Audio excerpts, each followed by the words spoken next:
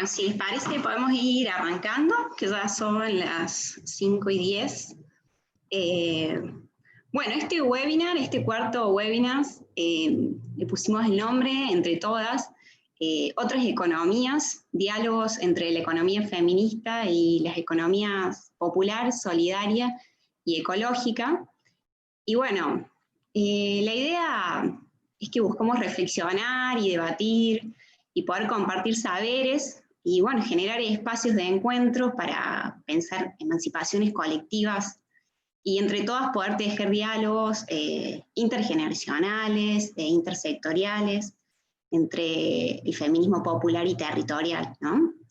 Y bueno, como eje también, que es algo que seguimos como tronco de la economía feminista, es el buen vivir, ¿no? Como una propuesta de sociedad y de economía alternativa, poniendo siempre la vida humana y no humana en el centro. Y bueno, entre todas, con estos espacios, poder construir resistencias a políticas que tienen en el centro el mercado, ¿no? Y estructuras económicas que siguen reproduciendo desigualdades. Pero bueno, eso, compartirles que es un programa académico, pero consideramos que principalmente político, y que cobra sentido también cuando se puede poner en juego, ¿no?, la transformación de esta realidad que venimos transitando. Bueno, vamos a presentar a nuestras panelistas e invitadas, agradecerles muchísimo por estar acá compartiendo. Estamos súper contentas que estemos en este momento, todas juntitas. Y bueno, primero va a dar comienzo Cari Tomatis. Cari es licenciada en Economía por la Universidad Nacional de Río Cuarto y es maestranda en Ciencias Sociales, en la Facultad de Ciencias Sociales de la UNC. También es docente de la Universidad Nacional de Córdoba, es coordinadora del programa de extensión de Economías, Trabajo y Prácticas Asociativas de la Facultad de Ciencias Sociales en la UNC. También cuenta con investigaciones y publicaciones en torno al régimen social de acumulación y a las políticas públicas orientadas hacia el mercado de trabajo en Argentina y en el área de la economía social y popular. En extensión universitaria trabaja con cooperativas de trabajo y organizaciones de la economía social y popular. También es integrante de la Red Universitaria de Economía Social y Solidaria, la RUES, y del Comité Académico Procesos Cooperativos y Asociativos de la Asociación de la Universidad del Grupo de Montevideo. Y bueno, forma parte del Consejo Consultivo del INAES. Por otro lado, tenemos a otra compañera invitada, que es Flora Parteño. Flora es militante feminista y lesbiana, integra la red de feministas del sur, Global Down, es doctora en Ciencias Sociales de la UBA, también es directora de la licenciatura en Relaciones del Trabajo de la Universidad Nacional Arturo Jauretche, y también es docente de grado y de posgrado en universidades públicas, en historia de las relaciones laborales, en derechos humanos y género en el mundo laboral, en tecnología, política social y trabajo y en economía social, en un montón de universidades, entre ellas la UBA, la UNCS y otras. Integra también la Cátedra Libre de Virginia Bolten, y bueno, ha sido profesora invitada del posgrado de Gestión y Promoción de Empresas de la Economía Social y Solidaria de la Universidad Complutense de Madrid, y integra la Red Latinoamericana de Investigadores de Empresas Recuperadas y Cooperativas de Trabajadores. Es cocoordinadora de la Escuela de Economía Feminista de DAM. Bien, después tenemos a dos compañeras más que van a estar también exponiendo de parte del taller de ecologista. Una de ellas es Magalí Mañani, que es traductora de inglés y estudiante de antropología en la UNR, que se incorpora a esta área de ecofeminismo del taller ecologista en 2018, que es una organización que trabaja ya hace 35 años en Rosario para la defensa y preservación del ambiente, con una perspectiva socioambiental. Y por otro lado tenemos también a Ariana Ortega, que también es miembro del área de ecofeminismo de la organización del Taller Ecologista, es licenciada de Ciencias Políticas de la UBA, tiene un posgrado en Economía Social y Dirección de Entidades sin fines de lucro, tiene experiencia en dirección, desarrollo institucional, administración y finanzas, cooperación internacional, y asesora a organizaciones asociativas en esos aspectos. Es maestranda en estudios internacionales, con una tesis en camino, en donde se centra en el cuestionamiento de los estados y la inversión en los proyectos nucleares. Ahora, si les parece, le vamos a dar lugar a ellas a que puedan exponer. Bueno, arranco yo. Bueno, buenas tardes. Bueno, primero que todo, un gusto compartir esta jornada con tan lindas compañeras. Y bueno, espero que lo que estuvimos pensando como para compartir pueda servir como para pensar desde las distintas experiencias en las que trabajan y pueda contribuir, ¿no?, a las discusiones que nos interesan, ¿no?, en estos temas. Bueno, para comenzar siempre es como difícil. Pensar en otras economías, para pensar en otras economías que se puedan poner en diálogo con la economía feminista, ¿no?, es complejo. Y es todo un desafío porque justamente las discusiones de la economía política, de la economía social, la economía popular, en general ha estado ausente la mirada feminista, ¿no? Ausente o ha sido invisibilizada, ¿no? Entonces, un poco la idea es poder recuperar algunas de esas miradas porque sí nos contribuyen como para poder pensar en términos históricos, en términos históricos en relación a nuestra propia realidad y también en términos históricos las categorías teóricas, ¿no? Que me parece que eso es como bien importante poder reconocer de qué manera los conceptos también tienen una historia y de qué manera esa historia, ¿no?, nos atraviesa también en las discusiones que hoy tenemos, o por lo menos en la discusión que hoy queremos dar. En ese sentido es que lo que había pensado era tratar de recuperar como estas dos dimensiones, ¿no?, de lo histórico, pensando el trabajo, como para después poder sí a partir, principalmente pensando y anclado en el trabajo, para poder pensar la economía popular y la economía social, para partir de ahí un poco darle pie a Flora para que ella pueda atravesar la mirada feminista, ¿no?, en eso. Y las compañeras Magali y Ariana puedan pensar, ¿no?, desde la cuestión del ecofeminismo.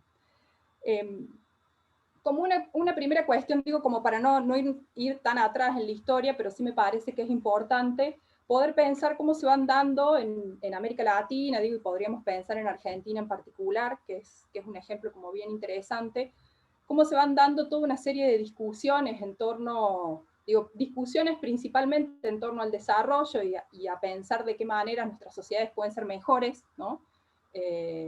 Y discusiones que son como muy ricas, y que en un momento sí comienzan, son muy ricas en términos de poder pensarnos, ¿no? Creo que hoy el pensar también otras economías implica poder pensar esas economías de manera situadas, ¿no? A mediados del siglo XX esas discusiones también intentaban pensar de manera situada de qué manera se podían desarrollar nuestros países, de qué manera se podía desarrollar América Latina, y cómo ahí ocupaba un lugar central el trabajo, ¿no? Como para los años 60, esas discusiones empiezan a, sobre todo, estar centradas en cuáles son los problemas que presentan nuestros países y de qué manera se observan obstáculos, ¿no?, para ese desarrollo. Y comienzan a visibilizarse una serie de cuestiones que dan cuenta de que el trabajo no es para todos y todas, ¿no? En ese momento en realidad el trabajo no es para todos. El trabajo no es para todos y todas, sí, o por lo menos el trabajo anclado en una serie de protecciones, una serie de condiciones, ¿no?, que se esperaban de ese desarrollo, ¿no?, o de esos procesos históricos productivos, ¿no?, que se entendían que podían incluirnos, ¿no? ¿Y cuáles son las cuestiones que comienzan a evidenciarse en ese momento? Tienen que ver, digo, con el problema del trabajo, principalmente podríamos pensar el desempleo, pero no necesariamente ese como un problema central, sino uno de los problemas principales va a ser en las condiciones en las que se da ese trabajo y en la manera en que ese trabajo no permite la reproducción de las familias, ¿no?, de los hogares de manera plena, ¿no? Ahí empiezan a aparecer una serie de cuestionamientos, digo, y no voy a traer acá como las distintas corrientes, ¿no?, que empiezan a discutir sobre de qué manera los procesos de industrialización o esos programas de desarrollo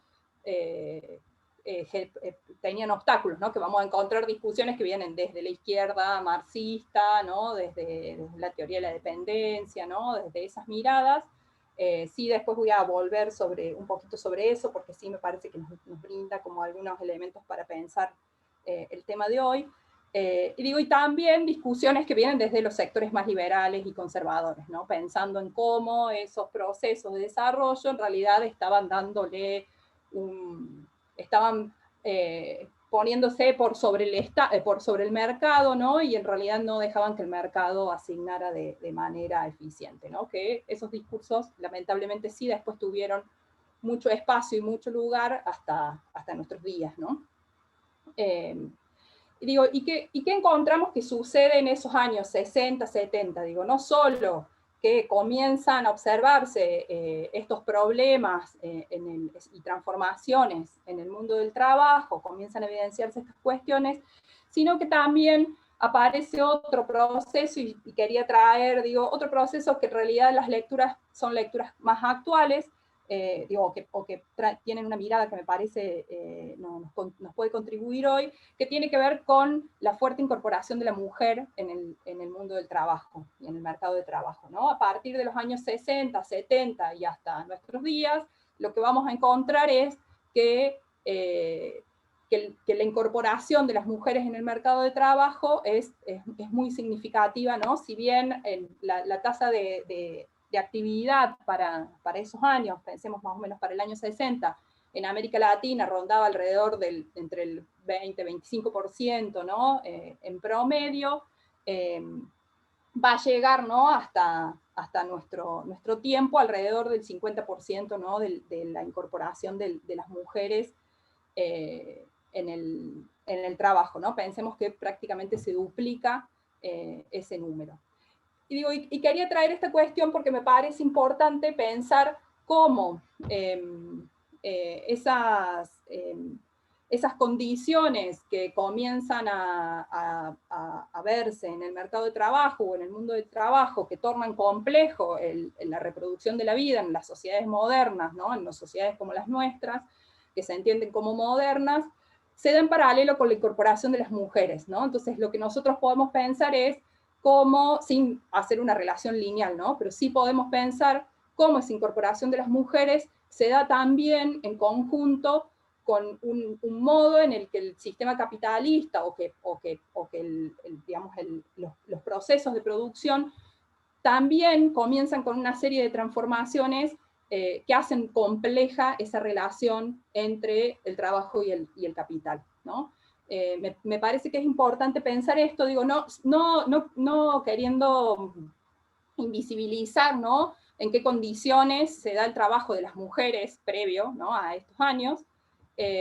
Digo que tenemos siglos como para poder pensar y hay mucho escrito sobre eso, digo, sino que en particular me interesa traer esta cuestión, ¿no? Cómo en un momento donde comienzan a aparecer toda una serie de actividades y de economías que se empiezan a gestionar para poder reproducir la vida, para poder generar ingresos para las familias, también se da en paralelo con esa incorporación de las mujeres, lo que implica, ¿no?, que en esa incorporación no es sencilla, ¿no? Pensemos, prácticamente casi que se duplica la tasa de actividad de las mujeres, es decir, la cantidad de mujeres que participan en el mercado de trabajo, pero esa incorporación se da de manera muy precaria, fragmentada, ¿no? Pensemos que como un sello de origen, podríamos decir, en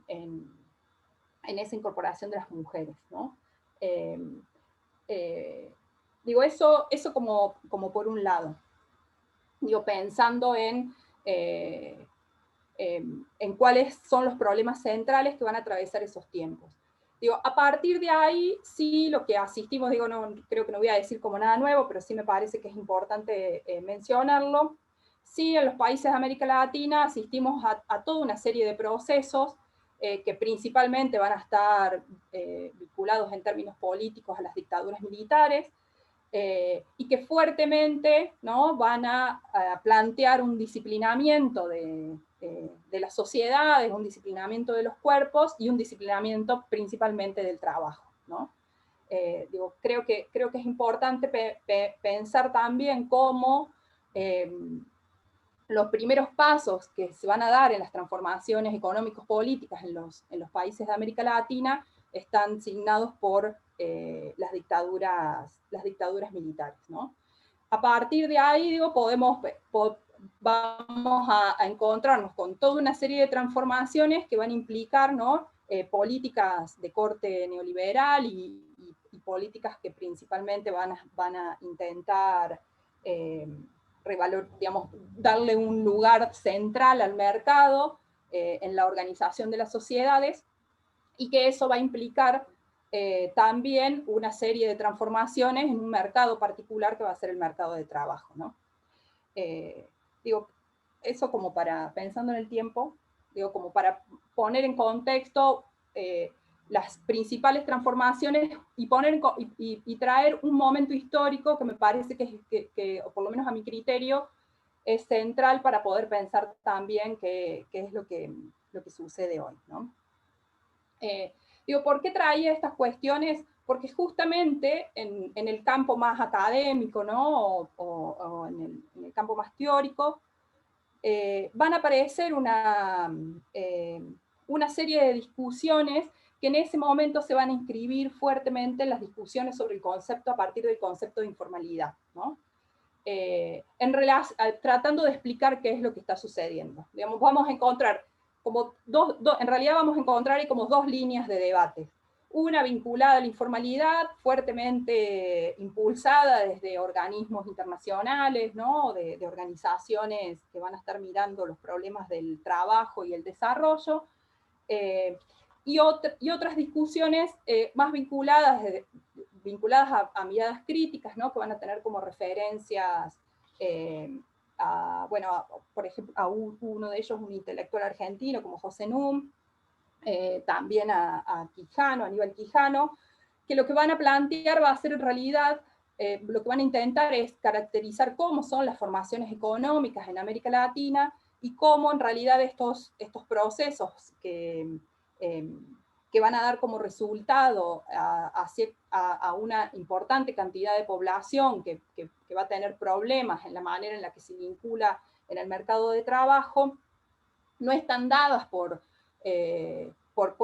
las explicaciones, ¿no?, que van a estar, que se van a proponer desde estas miradas como más vinculadas a la informalidad, ¿no?, y ya después voy a ir a eso, sino que estos problemas están dados por las propias condiciones en las que se reproduce el capital y que se dan los procesos de acumulación, ¿no? Y entonces, ¿cómo hay un sector de la población, ¿no?, bueno, que Marx la llamó la superpoblación relativa, ¿no?, pero digo, para no traer como tantos conceptos teóricos, como sí hay un sector de la población que no funciona, no tiene una función reguladora en el mercado de trabajo, sino que en realidad son sectores que no van a ser funcionales a ese mercado de trabajo, sino que van a comenzar a desarrollar sus actividades y a sostener sus condiciones de vida al margen, ¿no?, de de ese mercado de trabajo. Sectores de la población que estos autores los van a denominar la masa marginal, ¿no? Van a hacer todas las discusiones que van a estar vinculadas al concepto de la marginalidad, y que hacen un aporte muy interesante para poder pensar cuáles son las condiciones en las que una gran mayoría de la población reproduce su vida, ¿no? En términos económicos, ¿no? Y poder comprender de otra manera este tipo de actividades que no necesariamente son actividades que funcionan para regular el salario o para regular las condiciones en las que se funciona el mercado de trabajo, sino que funcionan al margen, ¿no? Pensemos, ¿no?, en ese concepto como importante, ¿no? Antes de continuar, ¿no?, con estas ideas, y que me parece que son importantes para traerlas y pensar hoy la economía popular, me parece importante traer 2 o 3 cuestiones que tienen que ver con las discusiones sobre la informalidad. ¿Y por qué traer esas discusiones? Justamente porque estos aportes en relación a cómo pensar que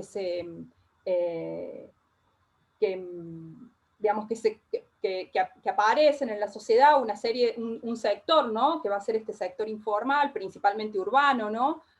Porque hasta ese momento, ¿no?, las principales discusiones, ¿no?, ponían a estos sectores, sobre todo reconocían a estos sectores dentro de las comunidades rurales, ¿no? Pero sí aparecen fuertemente en las ciudades, ¿no?,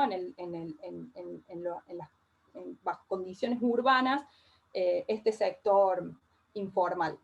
Digo, ¿por qué me parece importante reconocerlo? Porque hay dos o tres cuestiones que se van a construir alrededor de estos discursos que son interesantes, porque, digo, hasta nuestros días, digo, en ese momento, y también lo vamos a encontrar hoy, muchos de los organismos internacionales y muchas de las políticas que se desarrollan desde el Estado toman estos argumentos como argumentos importantes para poder pensar las políticas para los sectores de la economía popular, ¿no?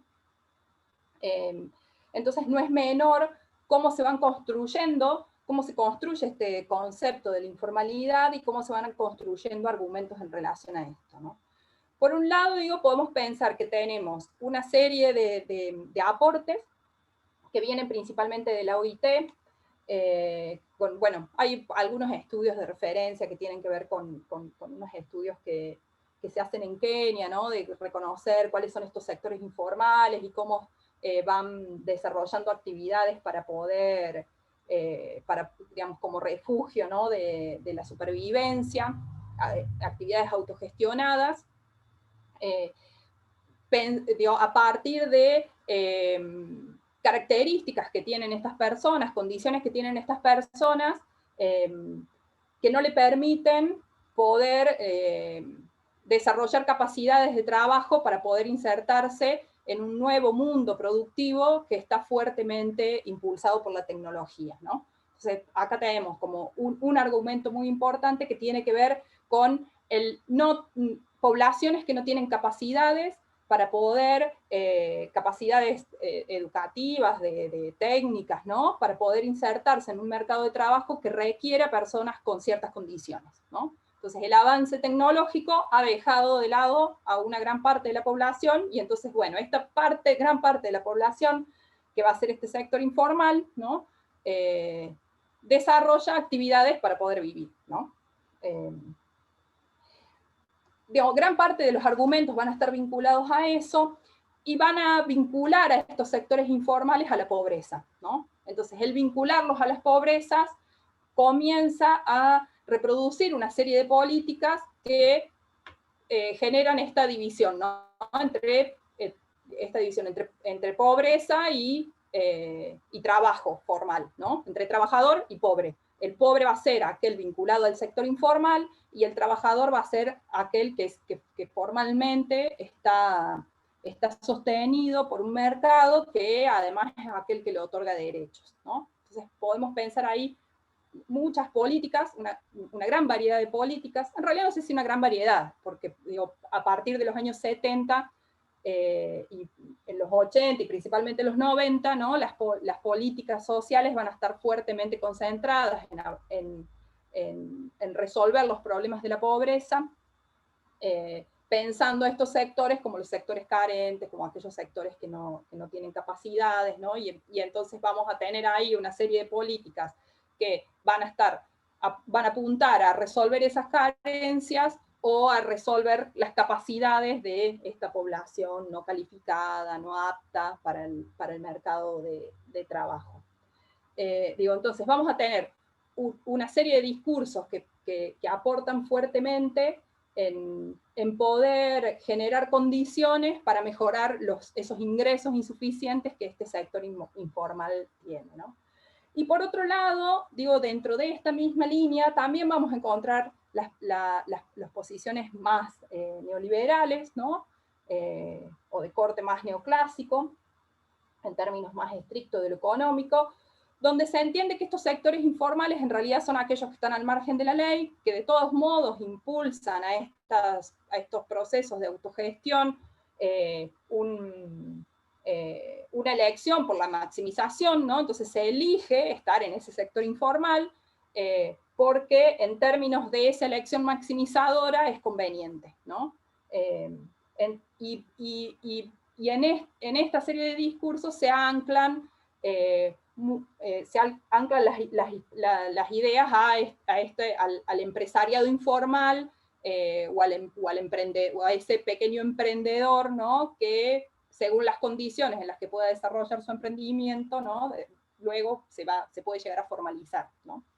Pero acá hay una línea que va a estar también vinculada a esa idea del emprendedurismo, ¿no? Ese emprendedor, obviamente, que un emprendedor fracasado, podríamos decir, porque cuando se piensa que es un sector informal y que funciona al margen de las actividades modernas, en realidad es un emprendedor que está llamado al fracaso, ¿no? Estos son los discursos vinculados a esta categoría, a este concepto de la informalidad. Pero sí,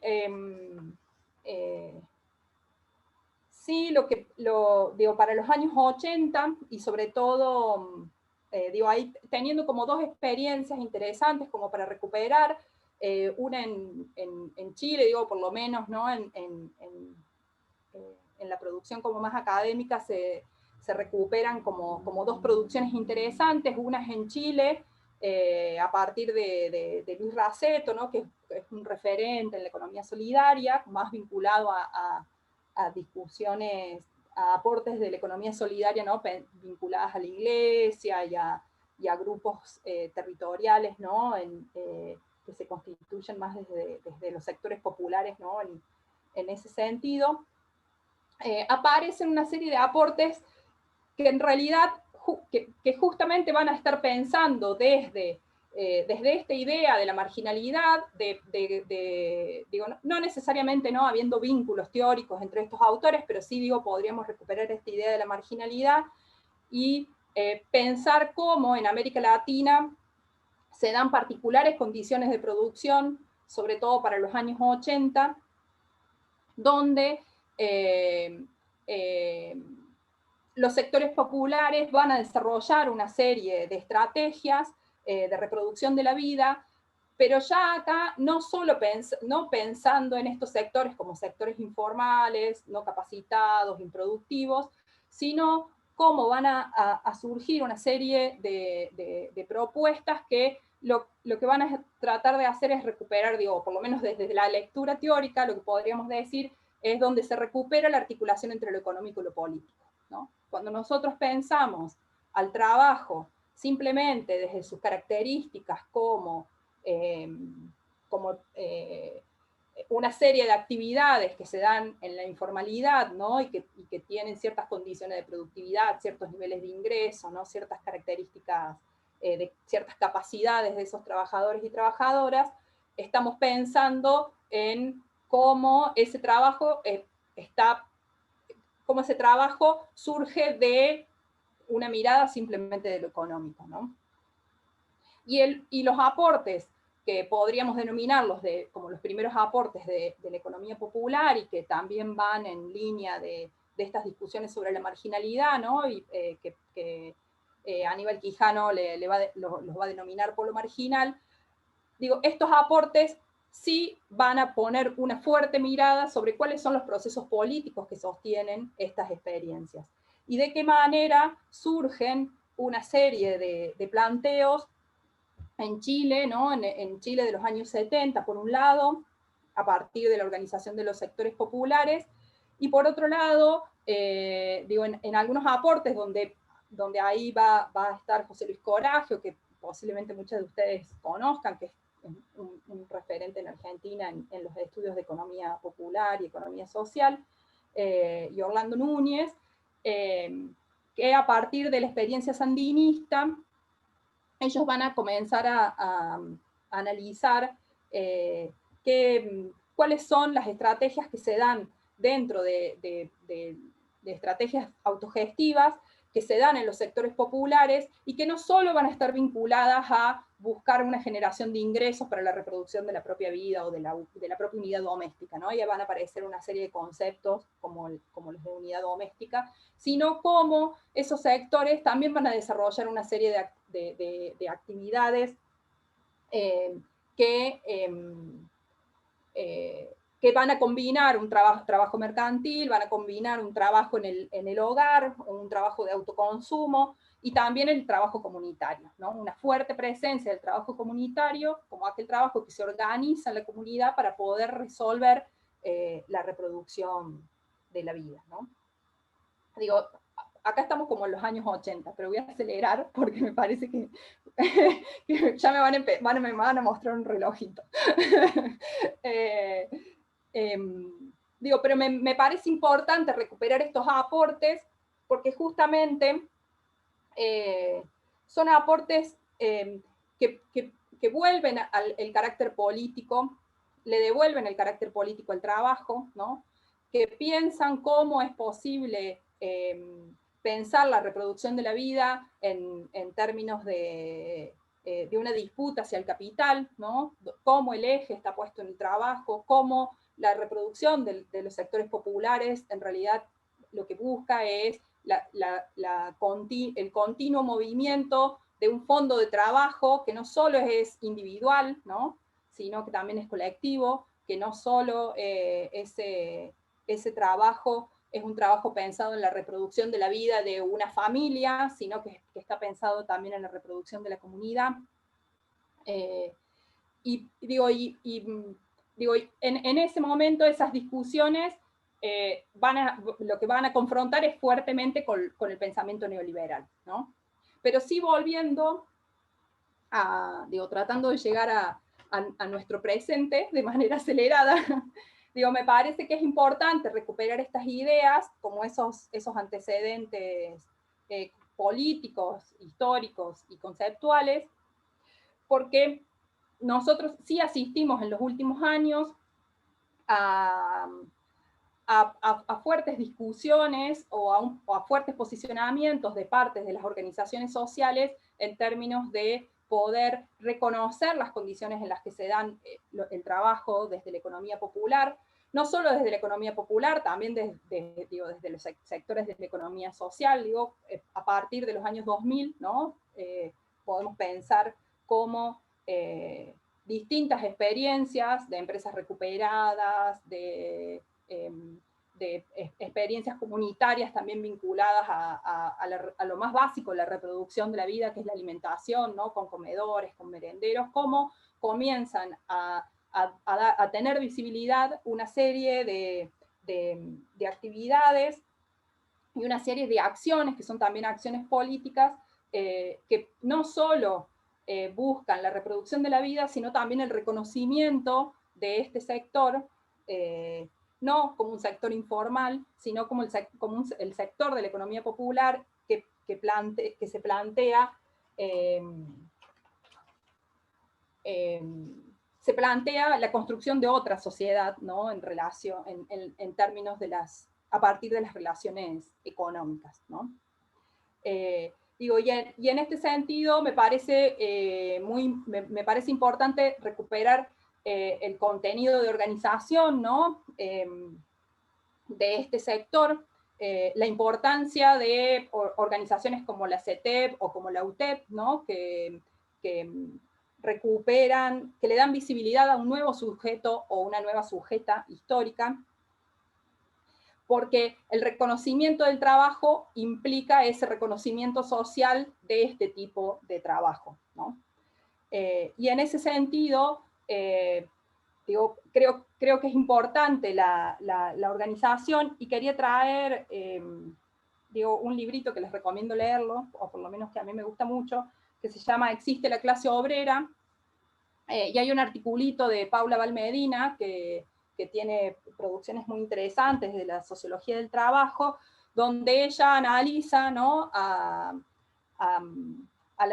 Ella lo denomina el nuevo movimiento obrero organizado, ¿no? Que es el movimiento de la economía popular, porque es central para poder pensar en un reconocimiento de derechos, de un reconocimiento de la economía popular y la economía social, del reconocimiento de derechos de estos trabajadores, y también el poder reconocer a esta propuesta, a otras propuestas de economía que buscan relaciones societales desde otras lógicas que no son las del capital, sino que son de la vida, ¿no? Que plantean una discusión no solo en la relación, o plantean una disputa no solo en la relación capital-trabajo, sino también una disputa en la relación capital-vida, ¿no?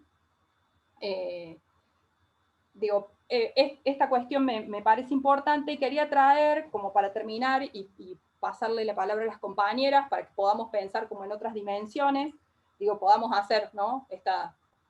La mirada feminista. Como decía al principio, yo no la traje, pero no la traje un poco a propósito para que podamos como ir construyendo en colectivo. Además, ¿no? De que en general en estas discusiones ha estado ausente, en general ha estado ausente la mirada feminista, ¿no? Y en este texto que les decía de Paula Valmedina, ella recupera un artículo de Olin Ray, donde este autor norteamericano lo que piensa es de qué manera, ¿no? Se pueden construir las luchas populares. Y Olin Ray habla, ¿no? Piensa en que esas maneras pueden ser combatir, domar, ¿no? Escapar o erosionar, ¿no? Y ahí aparece la opción de erosionar como una opción posible, ¿no? en la construcción de otras economías. Quería traerlo porque me parece que es importante poder pensar en cuáles son esas luchas que tanto desde la economía popular como desde el feminismo, que han ido erosionando y que han ido generando transformaciones o han ido apostando esas transformaciones, y de qué manera podemos pensar un horizonte, ¿no? Desde esa idea, ¿no? Bueno, creo que no sé si terminé más o menos bien con el tiempo, espero no haberle quitado espacio a las compañeras.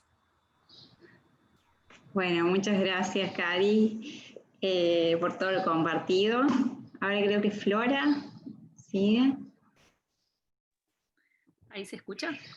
Sí, bárbaro. Hola, ¿cómo andan a todos, a todas? Yo me siento virtualmente y físicamente en Córdoba. Hice como una especie de viaje astral. Quiero decir que mi amor y mi cariño por las compas cordobesas es eterno y desde hace muchos años.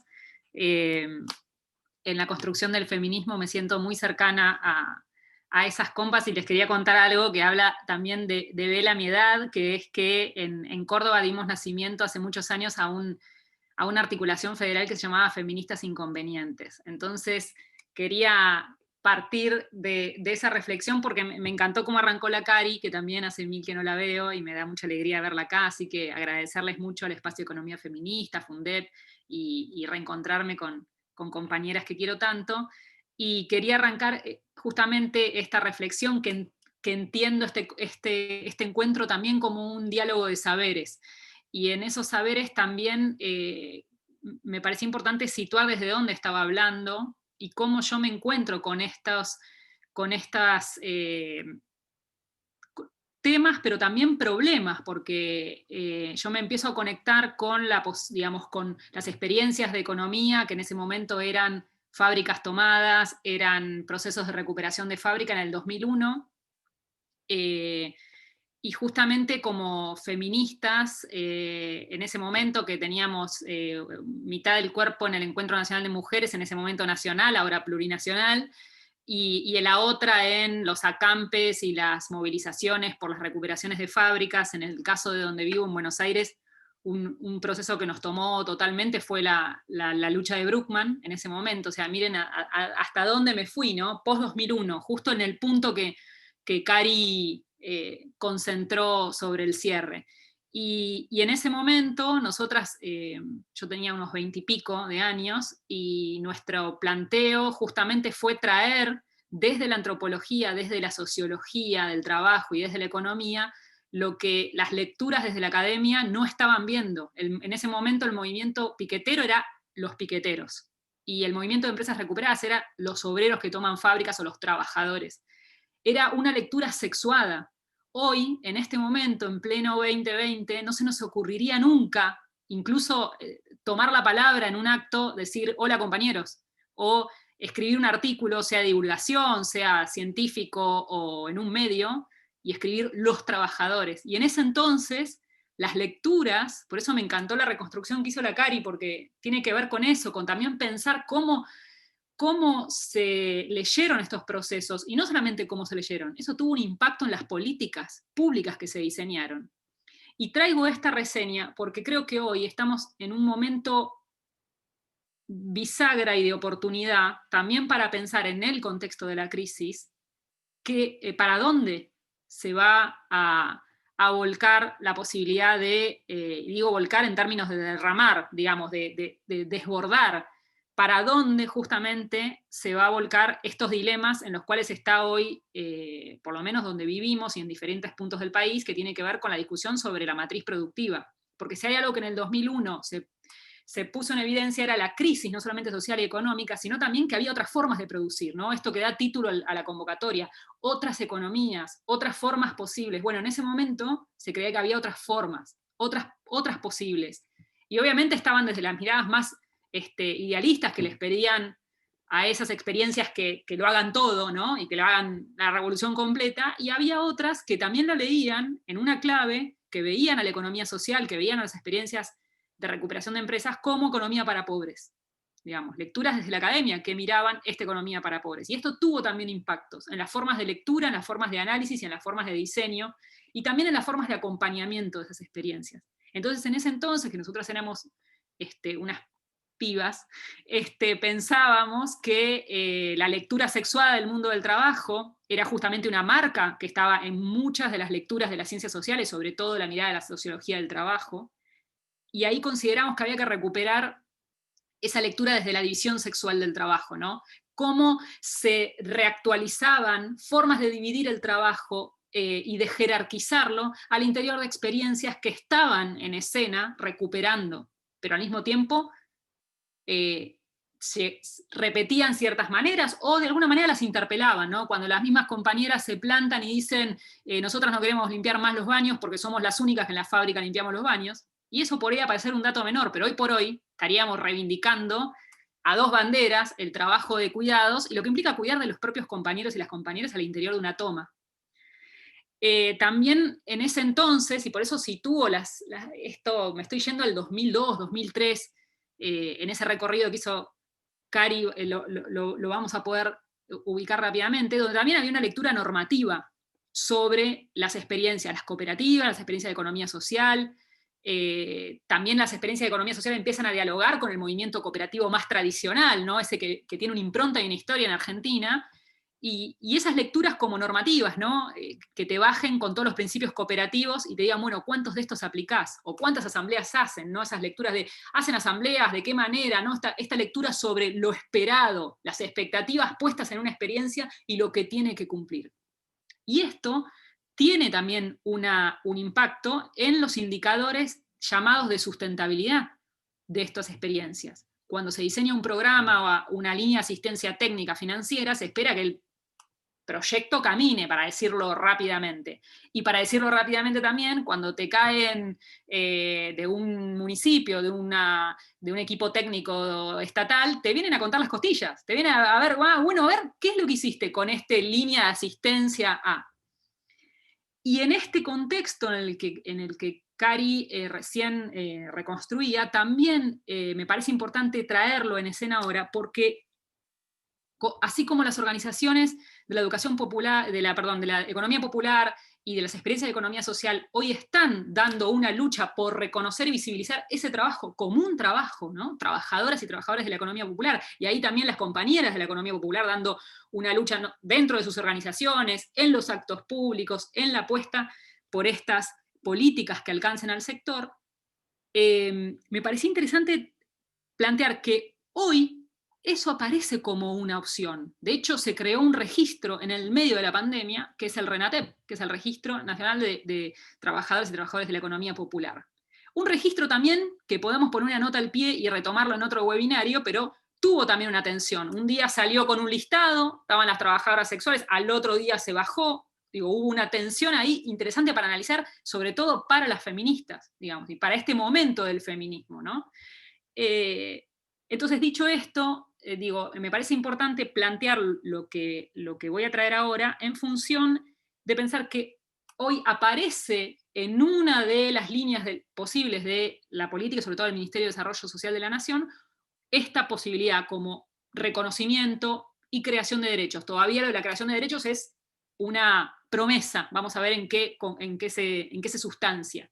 Pero frente a esta promesa hay dilemas, desafíos, y por eso quería centrarme en eso, y voy mirando todo el tiempo el tiempo para ser clara y no abarcar más tiempo.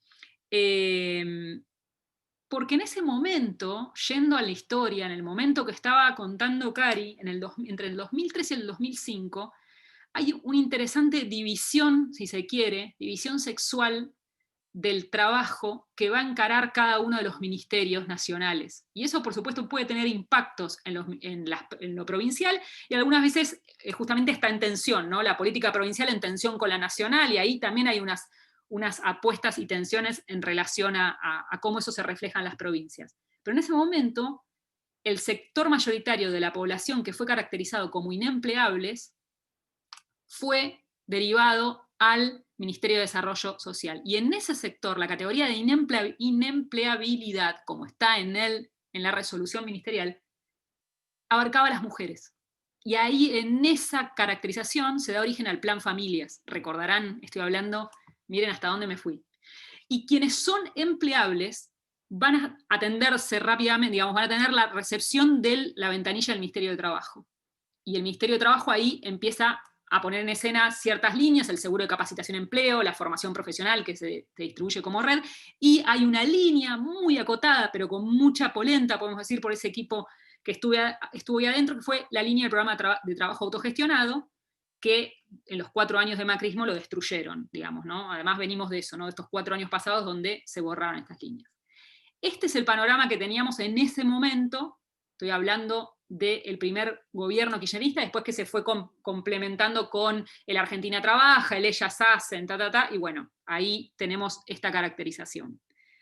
¿Y por qué digo que esto en este momento está bueno traer estas discusiones desde una mirada feminista? Porque si en ese entonces nosotros nos preguntábamos por el carácter asexuado sobre las lecturas del mundo de la economía social, la mirada normativa, después comenzamos a pensar las cuestiones de cuidado, ¿no? La mirada del cuidado en un sentido amplio, en un diálogo que tuvimos, yo siempre lo quiero recuperar esto porque son los diálogos que nos permiten hacer esa ecología de saberes.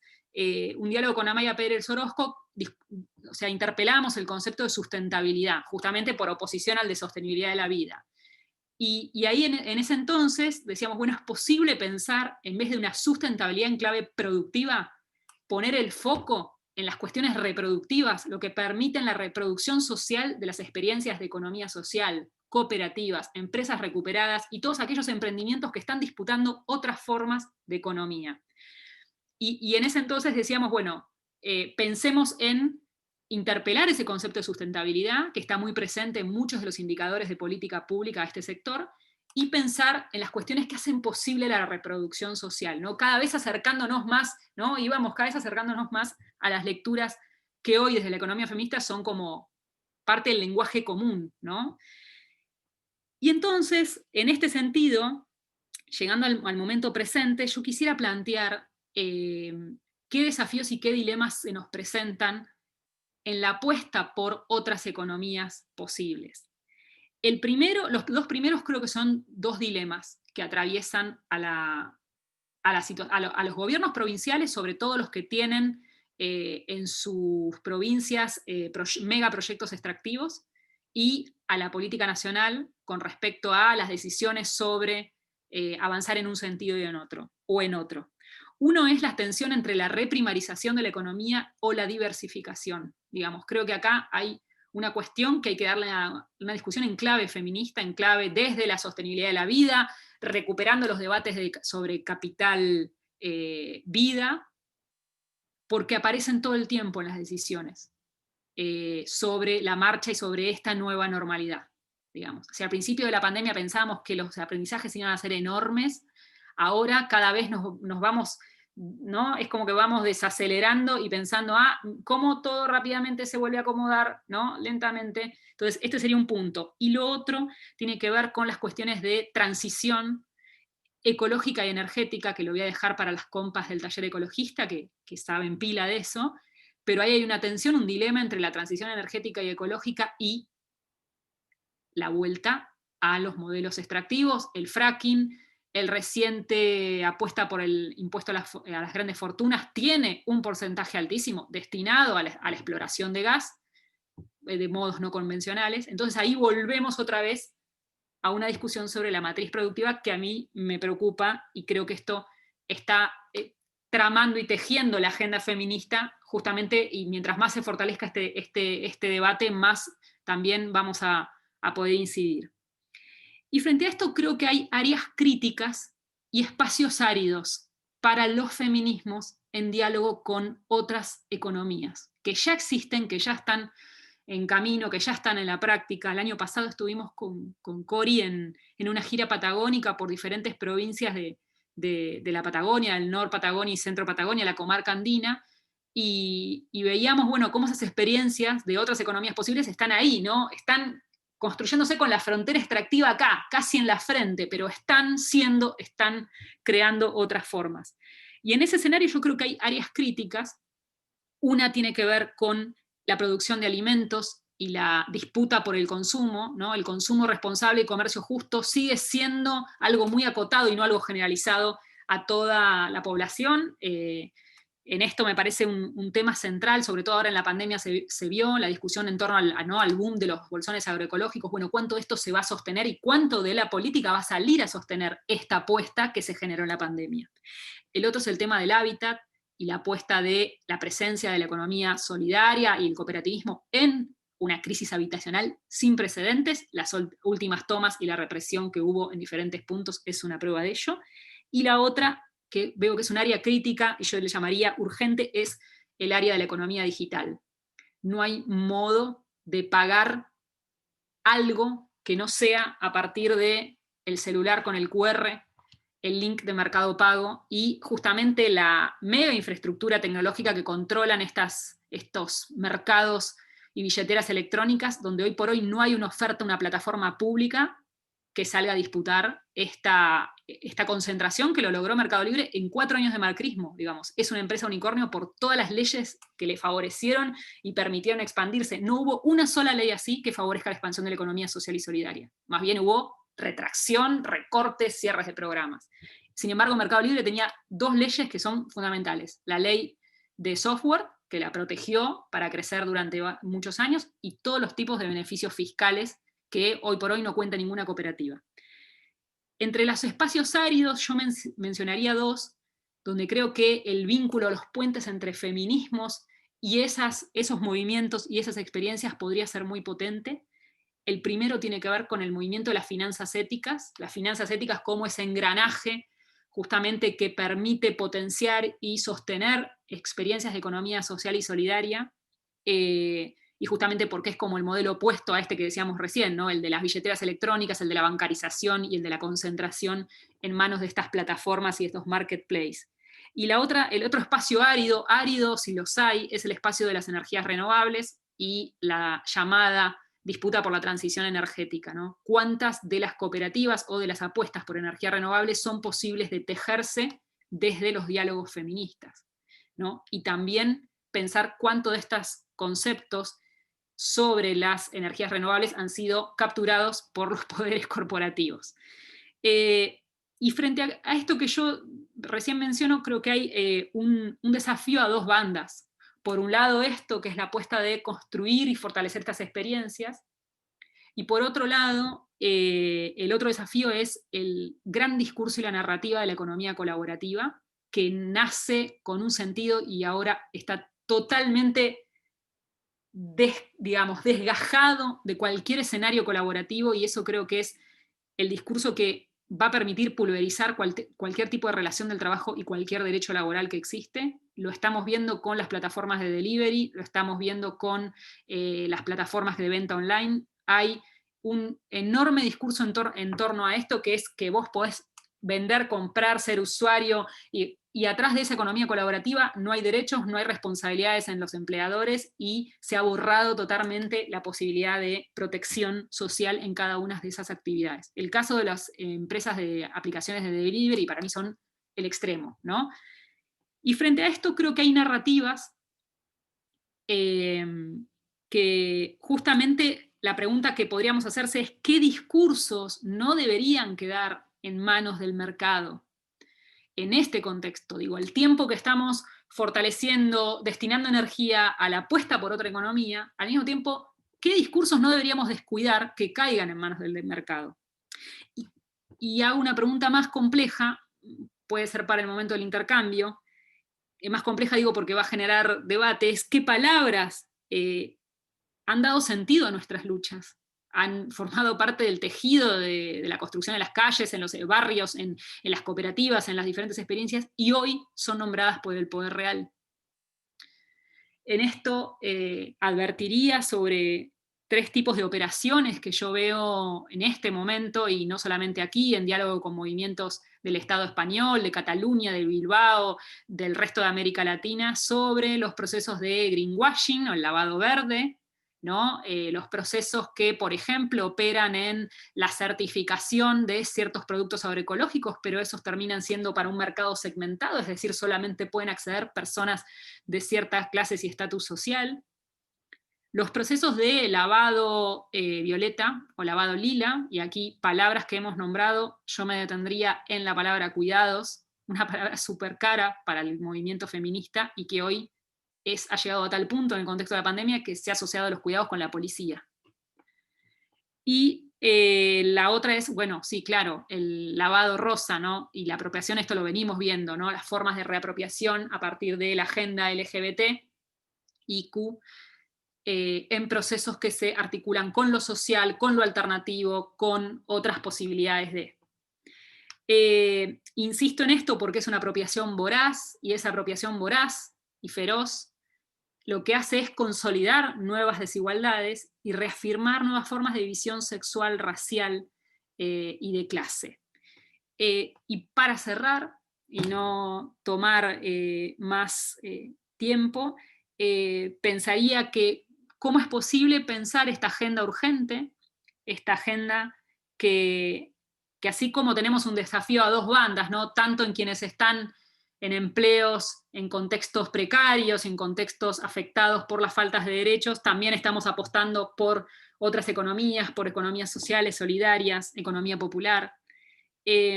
Pensaría en cómo tratamos de tejer en un contexto donde los espacios altermundistas de articulación regional han entrado en crisis. Sí, claro, en los últimos años también la izquierda latinoamericana entró en crisis.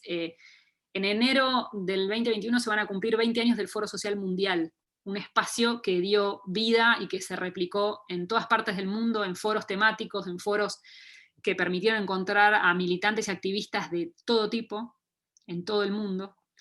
y digo, a 20 años del foro, mi pregunta para esta agenda urgente sería cómo podemos, en un contexto donde el feminismo ha adquirido una impronta internacionalista, poder tejer, combinar, encontrarse con la necesidad de esa interdependencia entre los movimientos de los comunes, de la agroecología y la soberanía alimentaria, de la economía social, solidaria y popular, de la autogestión, como a algunos les gusta también apostar a la corriente más desde la autogestión, y con los feminismos populares, digamos. En esto creo que el diálogo entre interdependencia o necesidad de interdependencia, ¿no? Esto que desde la economía feminista dice, bueno, somos interdependientes. Bueno, ¿de qué manera? ¿Y cómo llevas eso a la construcción con otros o con otros movimientos que no son necesariamente feministas? Incluso pienso en lo que nos pasó en los últimos meses, acompañando una feria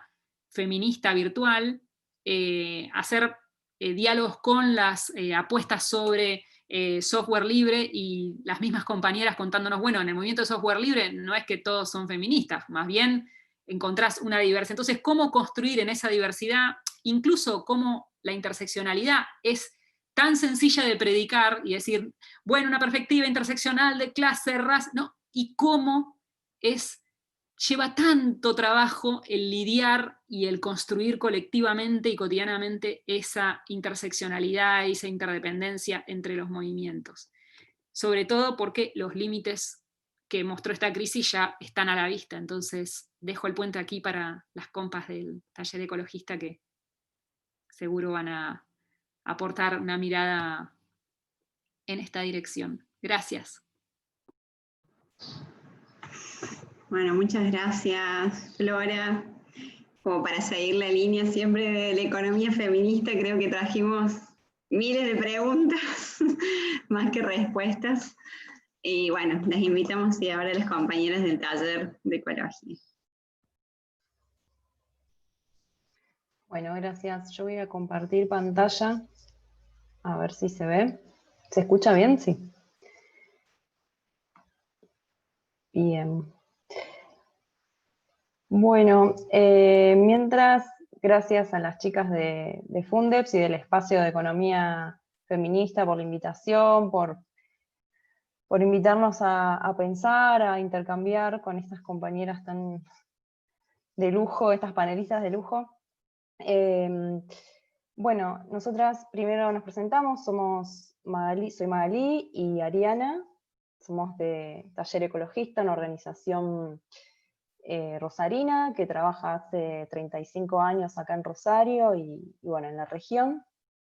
Tenemos distintas áreas de trabajo que ven ahí. Voy a pasar esto rápido para no ocupar el tiempo con esto, pero bueno, nosotras pertenecemos al área de ecofeminismo, que es el área más reciente, que surgió en 2016, un poco después del Encuentro Nacional de Mujeres que se hizo acá en Rosario, y bueno, también con las ganas y la idea de transversalizar la perspectiva feminista al interior de la organización y en todas las problemáticas que se venían trabajando. Así que bueno, somos el área más nuevita de taller. Y bueno, en este encuentro a nosotras nos toca un poco la parte de la economía ecológica, poner en diálogo estas otras economías posibles, y desde nuestra militancia ecofeminista, desde nuestro lugar como militantes, desde las lecturas que venimos haciendo también desde 2016 en el área, la idea es un poco hablar de los aportes del ecofeminismo para pensar en esta crisis civilizatoria, como llamamos desde el ecofeminismo, para referirnos a toda esta cantidad de crisis que atravesamos como humanidad, y particularmente bueno, en los aportes de la economía ecológica, que son un pilar o son un aporte fundamental para la teoría ecofeminista. Al igual que la economía feminista, ¿no? La economía ecológica y la economía feminista nos parece que es fundamental ponerlas en diálogo para tener esta mirada más amplia, más integral.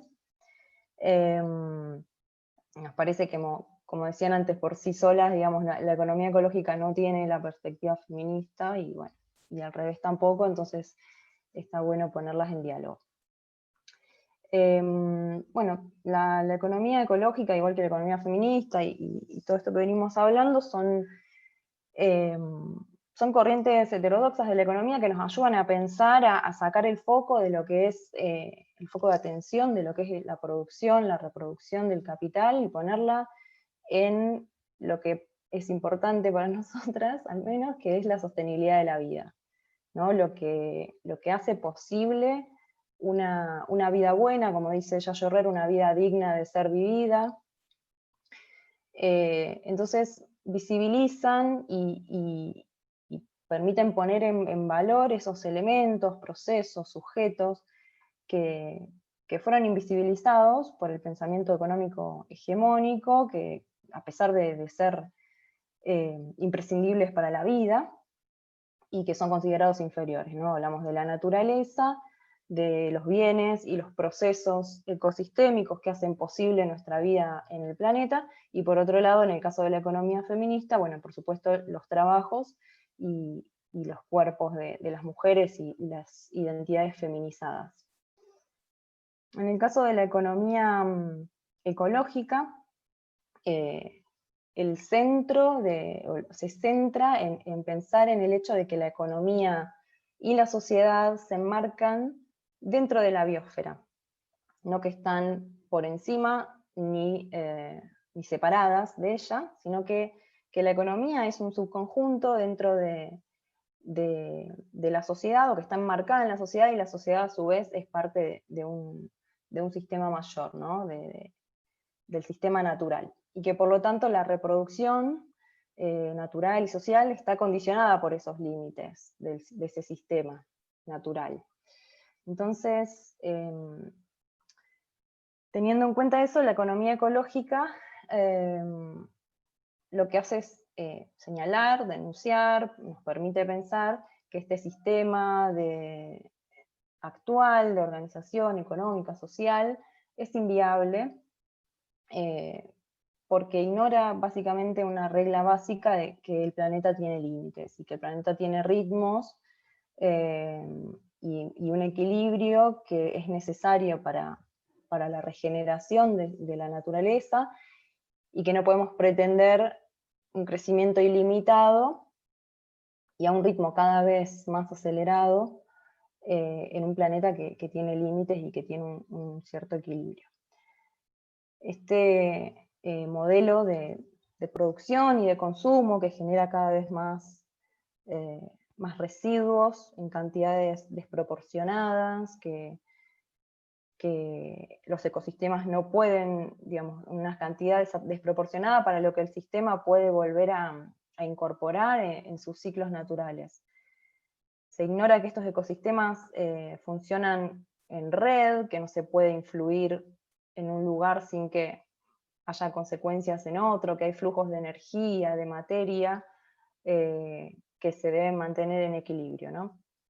Por todo esto, y bueno, muy, muy brevemente y muy por encima, decimos que estamos ante una crisis socioecológica. Las consecuencias son sabidas, bueno, ahí hablamos de agotamiento de los bienes naturales, de lo que comúnmente se llaman recursos naturales,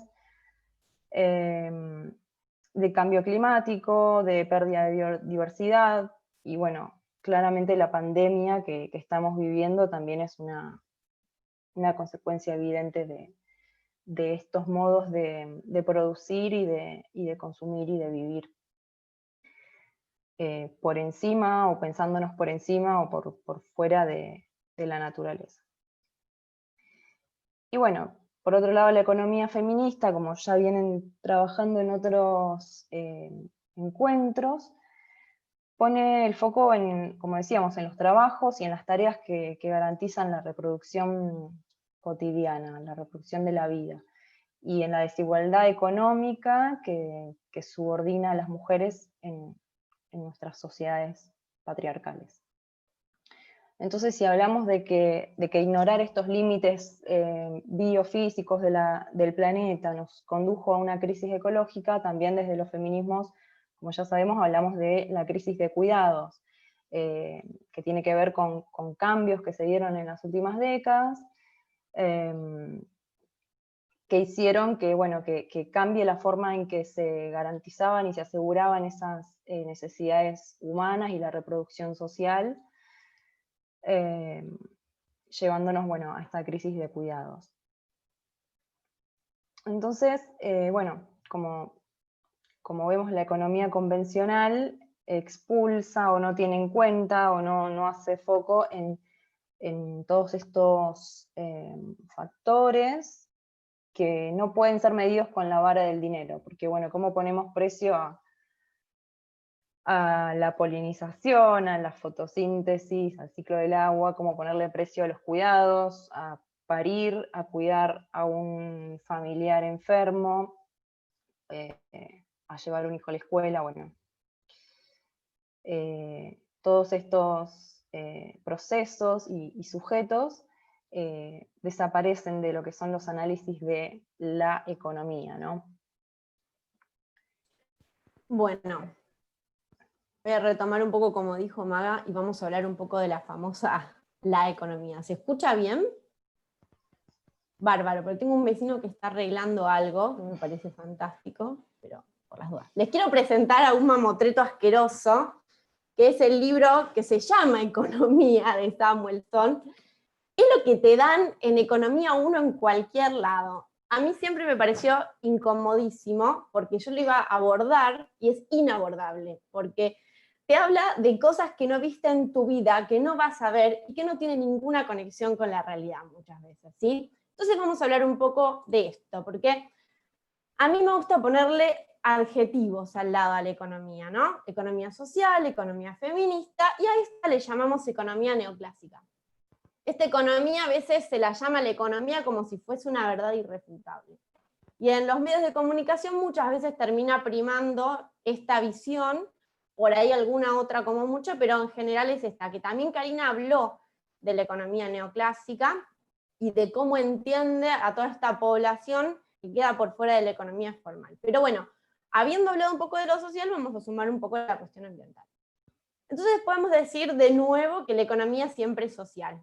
Y también me gusta decir que es política. Esto lo saben, pero los griegos desde Aristóteles, ¿se entiende? Si querés pasar la diapo para... Ah, no, está ahí. Bueno, Aristóteles ya lo está planteando. La política es la que ordena todas las ciencias. ¿Eso qué significa? Que hay valores que hacen que en una sociedad se jerarquice una actividad frente a otra. Y ni hablar de Marx y Engels, para quienes las cuestiones económicas, sociales y políticas están íntimamente relacionadas. Así que bueno, acá está el meollo del asunto, que es donde estuvo siempre y donde nos metemos las ecofeministas. Bueno, también un poco lo dijo Cari más temprano, acerca de que la economía neoclásica se basa en el individualismo metodológico, que es antropocentrista y considera que el individuo es la unidad de análisis básica que tiene creencias y preferencias, ¿sí? Y que este sujeto individual, que además es varón, toma decisiones racionales, maximiza sus beneficios productivos, es autosuficiente. Entonces, como decimos, es un sujeto pensado varón, es un sujeto androcéntrico. Y no depende de los demás. Los suma sus cálculos como problemas, ¿no? Los mide. Pero anda haciendo números a ver si le cierran. Toma del ambiente lo que necesita, a ver cuánto más puede beneficiarse en cada circunstancia. Entonces, nos preguntamos cómo entiende esta escuela neoclásica la relación entre naturaleza y economía. Entonces, para ellos, esta perspectiva lo que dice es que el ambiente provee recursos y las consecuencias socioambientales son externalidades, ¿sí? O sea que los costos ambientales no están contemplados en el precio de la mercancía. Y son externalidades tanto los efectos ambientales como los sociales, ¿sí? Por ejemplo, en el caso de lo que mencionaba Karina, de cómo iba cambiando el modelo productivo y qué poblaciones quedaban afuera, bueno, la escuela neoclásica te dice externalidades, vamos a resolverlo monetarizando el problema, ¿no? Porque tienen un ideal de cómo tiene que funcionar la sociedad y es en base a estos parámetros del individualismo metodológico, ¿no? Cuando las externalidades son ambientales, a los daños que quedan en los territorios, la perspectiva ortodoxa les llama pasivos ambientales. Y muy pocas veces se realizan remediaciones. ¿Qué son las remediaciones? Son un intento por recuperar eso que dijo Maga antes acerca de que, bueno, la naturaleza, la vida tiene un ritmo y el capitalismo tiene otro, y destruye los vínculos entre las personas y los vínculos entre otros seres también, ¿sí? Y con la materia. Entonces, las remediaciones, en teoría, vendrían a reacomodar esto. Pero muy pocas veces se realizan. Y cuando sucede es porque se politizan y se judicializan los conflictos territoriales luego de largas luchas que dan los territorios. Como decíamos antes, la compensación siempre es monetaria e insuficiente, ¿sí? Bueno, cuando los costos son sociales, bueno, ya lo hablamos un poco, se asume que se puede corregir con las famosas compensaciones económicas para el sector social afectado. ¿Cómo lo hace, en parte, cómo participa el Estado de esto? El Estado muchas veces impone impuestos a las empresas, como por ejemplo lo dijo Flora hace un rato, ahora hay un aporte extraordinario, ¿no? Este aporte extraordinario no va a resolver el problema ambiental, porque encima si profundizamos nos encontramos con que, como dijo Flora también, parte de ese aporte va a ir a parar a subsidiar empresas que hacen fracking. Entonces, el Estado lo que hace es esto, de alguna manera trata de compensar económicamente. Entonces, impuestos, acciones de responsabilidad social empresaria que obliga a hacer a las empresas, o directamente las empresas o el Estado se hacen cargo de pagarle dinero a los afectados, ¿sí? Entonces, para la escuela neoclásica o marginalista, economía equivale a mercado, y el valor se equipara a precio, es lo mismo, ¿bien? Bueno, la economía social, de la que estuvimos hablando durante largo rato, tiene en cuenta el cuidado del territorio y los vínculos entre las personas, porque esta perspectiva entiende que hay un valor social más allá del precio, ¿sí?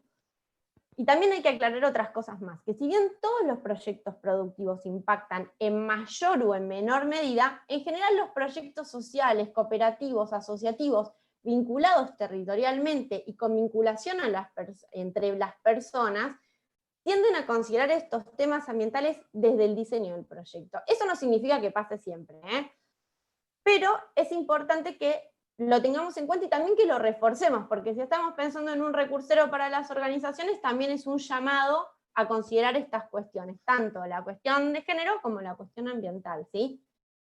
Y esto también tiene que ver con que los integrantes de los emprendimientos sociales y asociativos, por un lado, viven en esos territorios donde están emplazados y tienen un interés directo en cuidar, proteger y sostener eso común, y por otro lado conocen a las personas con las que se vinculan, porque cotidianamente en el trabajo formás vínculo, ¿sí?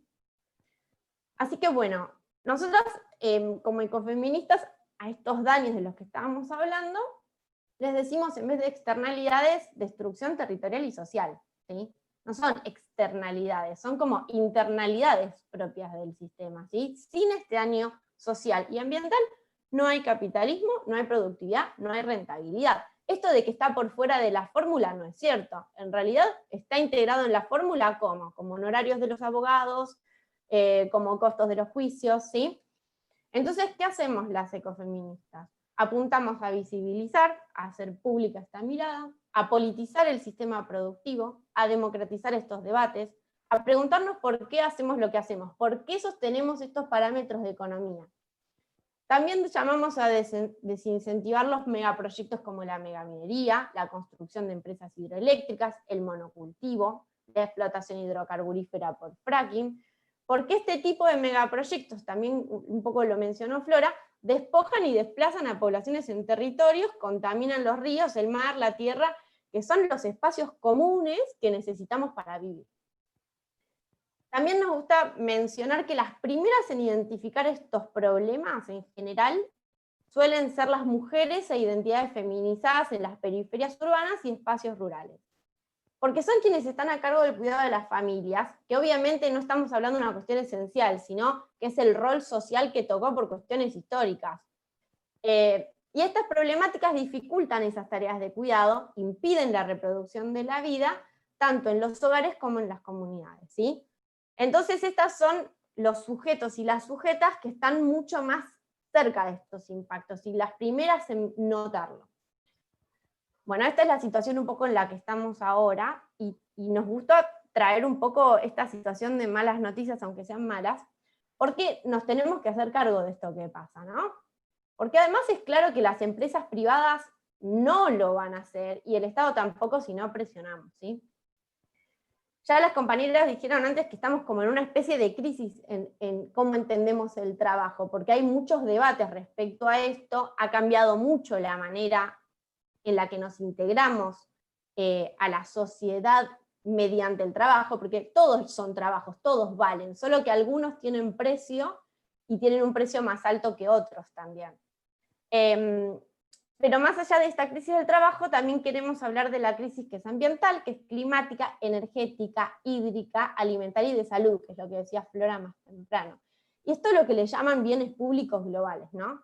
O como nos gusta decir a los ambientalistas, lo común, porque bienes públicos globales suena muy a constructivismo por ahí en relaciones internacionales y se securitiza rápidamente. Entonces, hablando más que nada de lo que es común a todos nosotros, lo que es comunitario. Y bueno, la idea es que llegamos a un modelo, a una situación de agotamiento del modelo, ¿sí? De esta organización económica, productiva y social. Y frente a la expectativa colapsista, las personas más ricas del mundo, que tienen las mayores fortunas y acceso supuestamente a información privilegiada. A mí me gusta pensar que las que tenemos información privilegiada somos nosotras, porque información privilegiada que maneja, por ejemplo, no sé, Bill Gates o Elon Musk, que están pensando, en el caso de Elon Musk, en tomarse una nave e irse al espacio a explorar otros territorios, o hacer extractivismo en otro lado, directamente a vivir en otra parte, en otro planeta. O bueno, en el caso de Bill Gates, está haciendo un esfuerzo por sostener este capitalismo que lo hizo rico y que es tan extractivo y además tan dañino. Pero desde, digamos, las élites están viendo estas opciones: irse del planeta o ver cómo hacer para ponerle parches, ¿sí? Obviamente que para nosotras, para las ecofeministas, el abanico de opciones es mucho más amplio, porque todo esto nos parece una locura, y que no está bien que hoy vivamos en el futuro que veíamos en las películas distópicas. Entonces, pensar en lo local, pensar en la construcción de alternativas que por ahí no son mega producciones, pero sí van construyendo otras maneras de vivir, ¿sí? Bueno, le dejo un poco a Maga porque me hablé mucho ya. Bueno, sí, entonces un poco para hablar de la propuesta del ecofeminismo frente a estas crisis, o a la gran crisis. El ecofeminismo se presenta un poco como una alternativa civilizatoria, como una propuesta de poner en diálogo ambos movimientos, el ecologismo y el feminismo, o los feminismos, teniendo en cuenta que, bueno, son dos movimientos que tienen mucho para aportar si queremos pensar en salidas a la crisis civilizatoria y en transiciones, o en una transición hacia sociedades más justas, más igualitarias, que convivan en armonía con el entorno y que, bueno, se pueda garantizar el bienestar de todos. Y entonces, en ese sentido, el ecofeminismo tiene como dos conceptos claves, que es la ecodependencia y la interdependencia. Que bueno, por un lado la ecodependencia, si nos ponemos, digamos, nosotras hablamos siempre de ponernos las gafas ecofeministas, si nos ponemos las gafas verdes, es decir, las gafas socioambientales, tenemos que pensar la vida humana como parte del resto de la vida del planeta, ¿no? Como decía antes, no por encima. Y entonces empezar a pensar en esta transición, en usar los recursos materiales y energéticos disponibles con un criterio de austeridad y de redistribución. Y cuando hablamos de austeridad, no es un llamado a reivindicar el pobrismo, es una mirada que debe considerar esta ecodependencia, ¿no? Considerar estos límites de la biosfera y, sobre todo, considerar que ya hemos sobrepasado esos límites y que las responsabilidades y los costos y también las consecuencias de esto se reparten de una manera profundamente desigual. Y por otro lado, si nos ponemos las gafas violetas, las del feminismo, pensamos la vida desde su vulnerabilidad, desde la interdependencia. Esto tiene que ver también con tirar abajo esa ilusión productivista, de autosuficiencia, esta mirada antropocéntrica, individualista, ¿no? Como enfoque para pensar la vida. Y por supuesto nos parece fundamental sacar las responsabilidades de los hogares, ponerlas en lo común, politizarlas, democratizarlas, separar esta idea de la tarea de sostener la vida, separarla de la idea de feminidad, ¿no? Terminar con esta división sexual del trabajo y en definitiva, bueno, construir en términos de responsabilidad colectiva y democrática.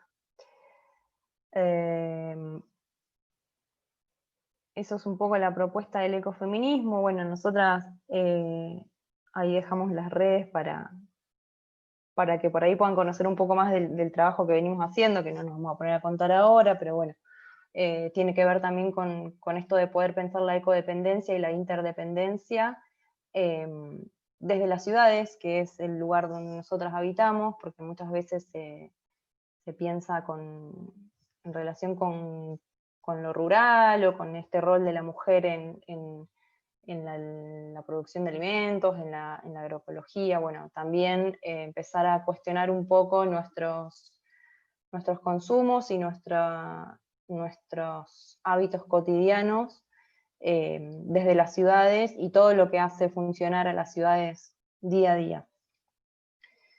Voy a dejar por acá, voy a dejar de compartir y cerramos. Perdón, a mí me gustaría aprovechar un cachito porque Flor hizo unos comentarios súper interesantes acerca de las transiciones. Yo sé que ahora seguramente van a venir preguntas, pero desde nuestra área estamos pensando realmente en, bueno, mapeando, investigando, buscando a ver qué alternativas puede haber, por ejemplo, de transición energética, de transición alimentaria. Lo que nos hemos encontrado hasta ahora es que cualquier megaproyecto no va a darnos una respuesta en ese sentido, y que las soluciones van a tener que venir desde abajo, y que no se construyen de arriba para abajo tampoco. Para dar un ejemplo, estamos trabajando con el área de energía, mapeando las necesidades de algunos territorios, para evaluar luego qué solución se le puede dar en términos sociales, políticos y técnicos, porque la cuestión técnica también es súper importante y no está socializada. Así que bueno, era un breve comentario que quería hacer antes de cerrar, y bueno, sigamos con las preguntas si quieren. Bueno, agradecerles por todos los saberes compartidos. Y bueno, creo que principalmente, ¿no?, por poner en evidencia una de las cosas que la economía feminista denuncia centralmente, que en nuestra sociedad el conflicto principal es entre el capital y la vida, ¿no? Y bueno, la importancia de esto que decíamos, de alejarnos, ¿no?, de esa mirada normativa y rompiendo los estándares, las tensiones en el discurso, y bueno, poder avanzar sobre ello.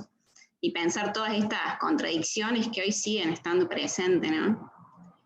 Pensar como feministas cuál es la agenda que queremos seguir trabajando. Bueno, ahora queremos invitarlas a debatir un rato estos temas. Quien quiera tomar la palabra o poner en el chat si alguna tiene preguntas o comentarios. Y de ahí, bueno, la panelista que que se sienta cómoda, puede contestarlo, o podemos también hacer el circulito como Cari, Flora y las chicas, como fluya. Una de las preguntas que fue surgiendo en el debate era justamente eso, sobre los puentes que pueden conectar todas estas luchas, que como decimos, bueno, como decía recién la compañera, esa visión de que aún faltan de trazar propuestas técnicas que pueden entrelazar a todos los sectores afectados, a todas las entidades vulnerabilizadas en estos procesos hegemónicos. A mí lo que más me resuena en realidad son estas transiciones que al ser, como decían, de abajo hacia arriba, por ahí cuestan más porque da la impresión de que son más invisibilizadas o menos, que tienen menos impacto directo. Sin ir, o sea, voy a decir una pavada, pero con respecto, por ejemplo, al tema de la división de residuos acá en Córdoba, que la idea era poder pasar por lo menos por un proceso de selección de residuos y de reciclaje, hubo una falta de iniciativa del gobierno por educar a la sociedad de cuál era un residuo seco y un residuo húmedo, y la propuesta no tuvo ningún sentido. Entonces, como que cuesta que estas propuestas, si no vienen de abajo realmente, no resuenan en los poderes para que realmente puedan tener un impacto real.